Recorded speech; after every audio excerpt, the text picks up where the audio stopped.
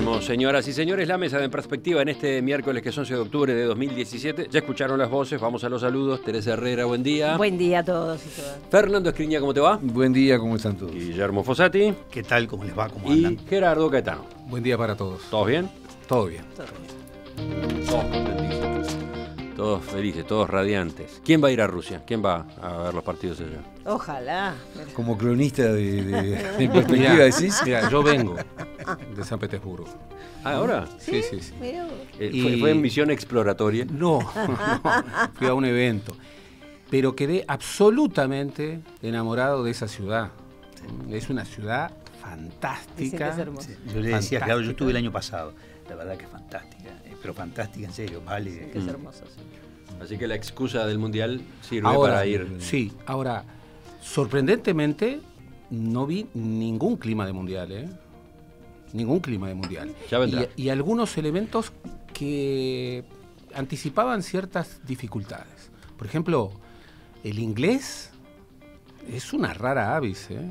Encontrar a alguien que sepa inglés. Bueno, entonces, a comprar pasajes para Rusia y a aprender ruso. Ruso. Y aprender ¿Qué es ruso. tan fácil? Vamos al primero de nuestros temas. ¿Hasta dónde debe llegar la reserva del gobierno en sus negociaciones con UPM? Buscando información que reclama desde hace meses, la oposición maneja incluso la posibilidad de algunas acciones legislativas como llamado en régimen de comisión general o interpelación a los ministros de las áreas involucradas en la inversión de UPM para una segunda planta de celulosa. Así se le planteó a la vicepresidente Lucía Topolansky en un encuentro que existió esta semana. Las definiciones van a tomarse en estos días, según coincidieron los senadores Álvaro Delgado del Partido Nacional y José Amorín del Partido Colorado. Está el planteo, se le hizo formalmente a Lucía Topolansky hace pocos días que gestionara ante el Poder Ejecutivo la comparecencia de los ministros de Economía, Danilo Astori, de Industria, Carolina Cose, de Medio Ambiente, Neida de León, y de Obras Públicas, Víctor Rossi, para que den cuenta de las tratativas que se vienen llevando a cabo por parte del gobierno con esa empresa finlandesa. Pero desde el Poder Ejecutivo no ha habido novedades. Si no hay voluntad política de informar al Parlamento, vamos a manejar otros mecanismos, no buscamos cuestionarlos, lo que queremos es información, precisó el senador Delgado. Guillermo, ¿tú querías empezar hablando de este tema? Sí, es decir, lo primero que cabe frente a un tema de esta naturaleza y de esta magnitud es preguntarse si debe ser un asunto de gobierno o un asunto de Estado.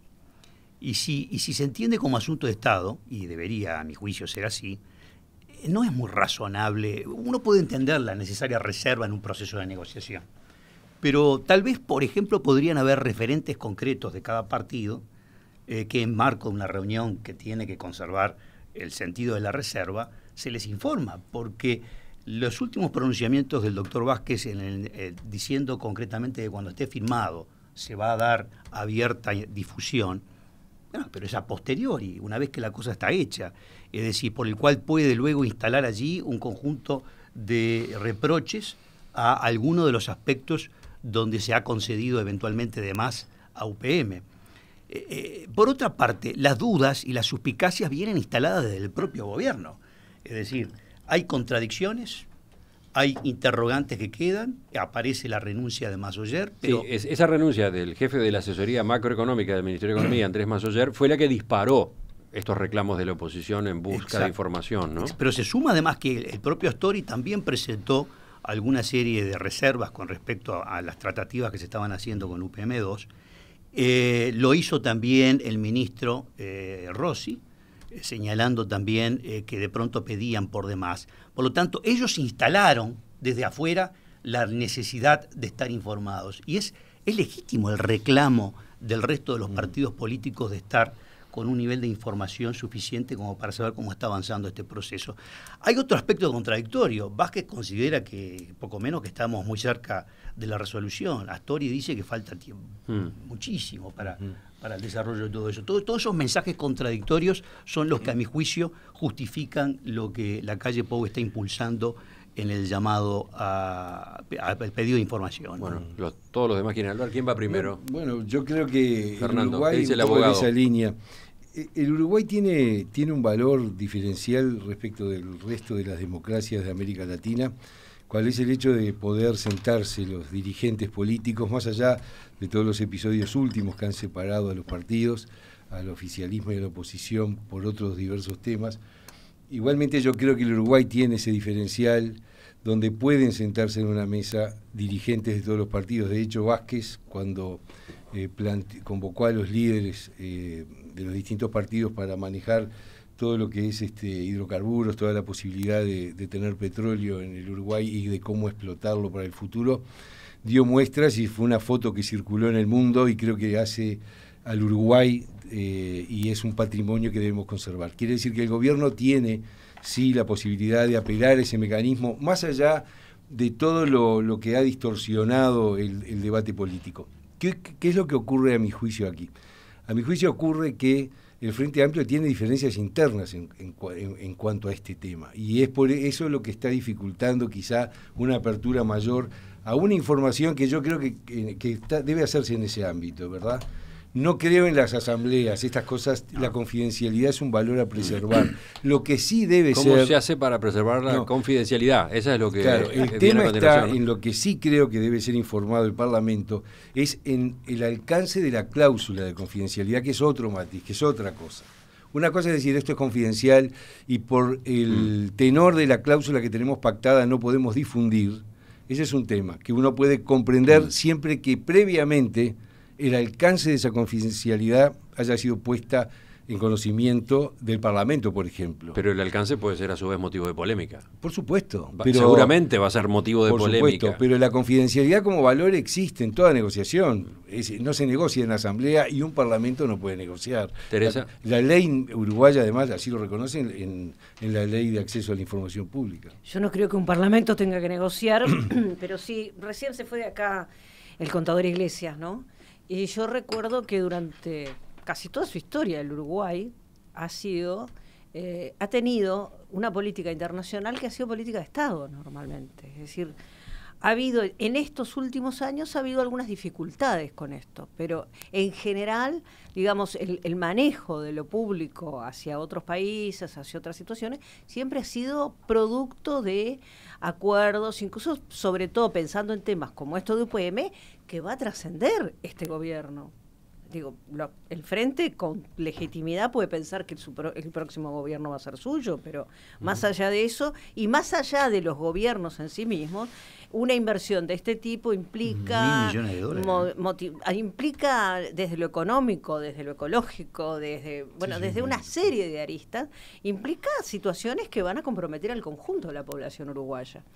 A mí me llamó mucho la atención, y yo no sé si ustedes recuerdan, pero así por principios de año, yo soy muy mala para las fechas, pero digo, ver sentado al presidente de UPM en el medio de los ministros en una reunión que hubo, a mí realmente fue una cosa que no me cayó bien del todo en su momento. Me pareció muy bien que se anunciara que iba a haber esta posible, ¿no? Pero, no sé, a mí me parece como que hay cosas que no son lo mismo.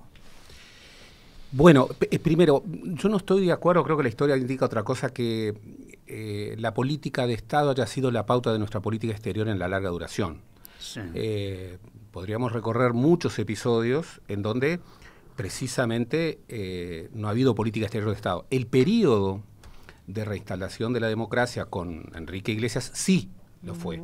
Y ese fue uno de los grandes haberes de la Cancillería de Enrique Iglesias, porque ahí sí, después de un periodo minoso como el de la dictadura, claro, el que un canciller... Es posible que yo esté influenciada por eso, porque fue en ese momento cuando yo vine a vivir a Uruguay. Es posible que no, yo claro, pero no importa. Lo otro, no cabe duda de que iniciativas importantes siempre es bueno que formen parte de esta política de Estado. Pero también hay que ver el asunto desde la perspectiva del gobierno. La primera planta de la entonces Botnia no fue negociada como política de Estado. Y si hubiera sido negociada como política de Estado, seguramente no hubiera salido. De hecho, tuvo el rechazo del Frente Amplio. Exactamente, exactamente. El mismo Frente Amplio que luego, cuando asume el gobierno de manera inmediata, se hace cargo de una decisión que es de Estado. Entonces, obviamente, el gobierno electo por el pueblo, tiene la responsabilidad de tomar una decisión. Y el gobierno que venga después, sea o no sea de su signo político, tiene la obligación de reconocer que no puede ir para atrás, que tiene que asumir una decisión de Estado. El tema de UPM no fue solamente eso. El Tratado de Inversiones, bueno, lo terminó firmando Tabaré Vázquez, pero el Frente Amplio estaba atrás, en contra del Tratado de Inversiones con Estados Unidos. Una pequeñísima acotación, ¿no? Una pequeñísima... No de todo. Una pequeñísima acotación, Gerardo. Estoy de acuerdo, por supuesto, digo, esto que estás diciendo es inobjetable, pero estamos hablando de una planta muchísimo más grande y estamos hablando de ya una política que afecta sobre todo en lo ecológico. Y a mí me parece que sí, que es hora de que los partidos se sienten a hablar de qué futuro ecológico va a tener este país con tanta planta pastera. Lo que pasa es que son dos cosas distintas. Yo estoy totalmente de acuerdo. Los países desarrollados tienen 4 o 5 aspectos centrales que tienen que ser motivo de política de Estado. Por ejemplo, acá nos venimos cansando. La educación tiene que ser política de Estado. La ecología tiene que ser una lógica de Estado. La energía tiene que ser una política de Estado. La negociación sobre las inversiones, bueno, sí, pero... Depende de la magnitud. Depende de la magnitud, pero también es bastante legítimo que un gobierno, digamos, se crea habilitado para llevar esa negociación hasta el final. Lo que ocurre, y esto es lo que complica, es que han habido, como se señalaba, el gobierno tiene diferencias internas incluso profundas. La renuncia de Massoyer es una renuncia muy significativa, porque Massoyer se ha hecho fama de duro. Massoyer tiene como apelativo, tiene como apodo el Gurka. El Gurka, sí. Entonces, si Massoyer se va porque considera de que las concesiones que se le están haciendo a UPM son excesivas, bueno, allí sí, ya tenemos problemas. No, y después tenés la ministra de León, que ha expresado grandes dudas con respecto a este emprendimiento, desde el punto de vista del medio ambiente. Exactamente. Entonces, ahí comienza a haber ruidos, y allí es legítimo que, en función de esos ruidos, bueno, la oposición diga, bueno, quiero saber qué está pasando. ¿Sí? Y hay distintas posibilidades. El régimen de comisión general en el Parlamento obliga a la confidencialidad, pero puede haber instancias menos formales, más ad hoc, una comisión como la que yo estaba planteando, menos solemnes, con representación de los partidos, pero no necesariamente abrirla a todo. Si tú reducís a una comisión concreta donde estás dando una difusión, pero es acotada, reducís enormemente el riesgo de que luego salga de esa reserva y se transforme en algo que... Incluso para fortalecer la posición negociadora del Uruguay. Claro. Como diciendo, miren, acá no solamente está el gobierno del Frente Amplio, acá está el país... a veces la oposición juega ese rol de presionar para fortalecer al que negocia. Y a veces juega otro rol que también es complementario. Siempre fue famoso aquella conversación entre Herrera y Luis Valle, en donde Luis Valle le quería pedir a Herrera que hiciera algo que apoyara al gobierno en esto. Y Herrera le dice, y creo que es una lógica que tiene razón, mire, usted es el presidente del gobierno, y yo creo que lo que usted está haciendo es lo que tiene que hacer. Ahora, yo soy el líder de la oposición. Incluso para fortalecer al gobierno, yo tengo que estar haciendo lo que tengo que hacer.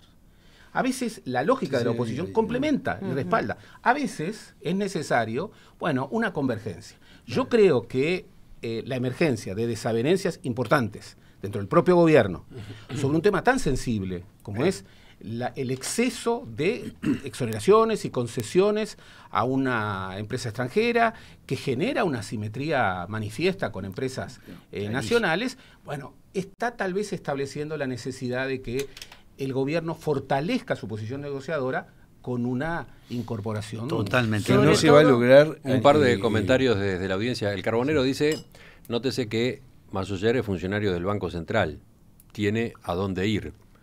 ¿Cuántos otros funcionarios se callarán para no perder sus sillones porque son nombrados en la categoría de confianza? Esa es una especulación. Esa es una especulación. Sí.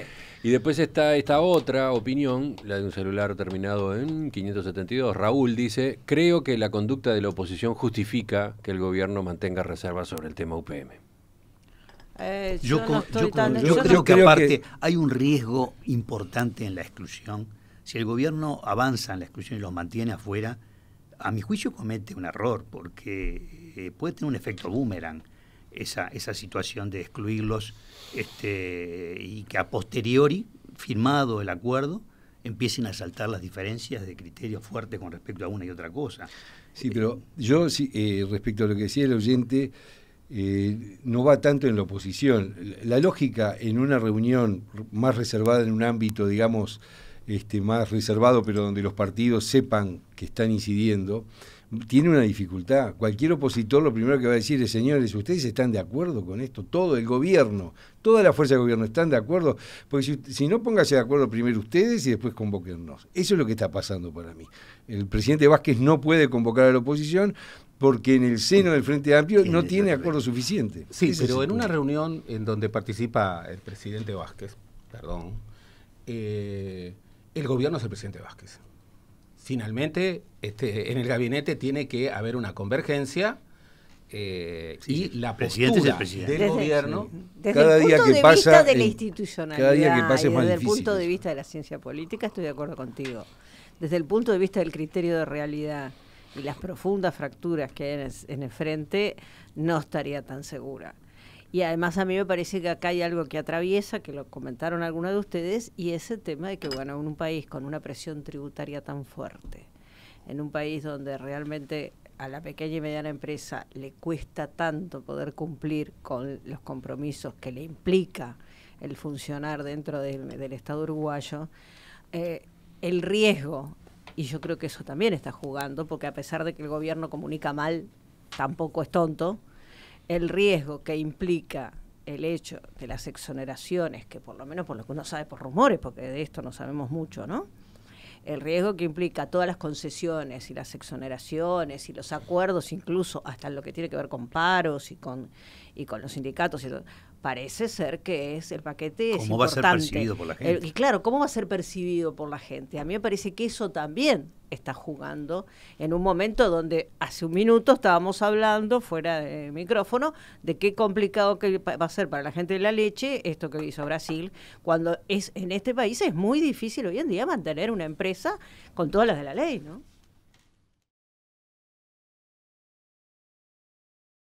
¿Te quedaba algo, Fernando?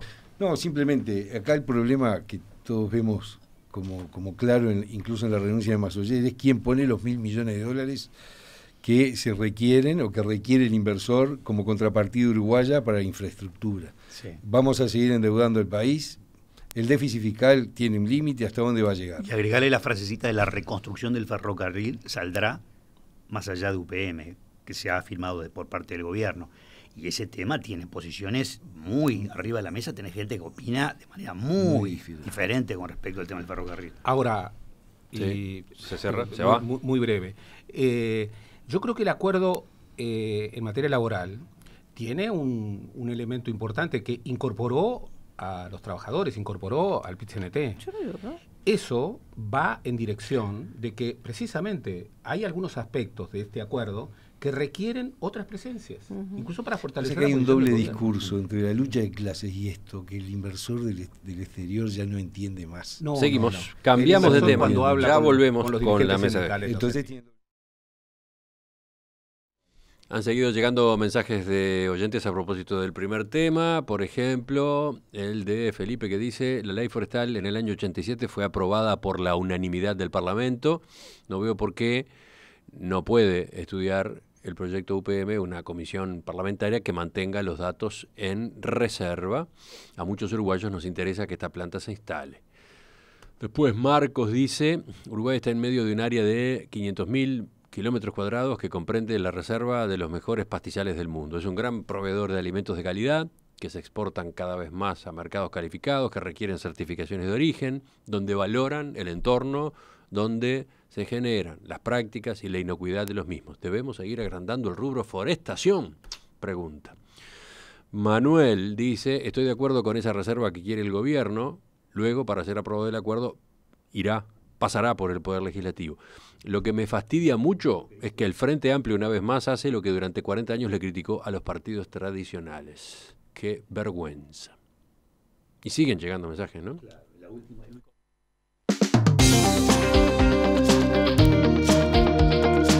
decías... Que el último mensaje, que dice, luego la decisión final sí deberá pasar por el Parlamento, que es lo que está diciendo el oyente, no es lo que plantea el gobierno.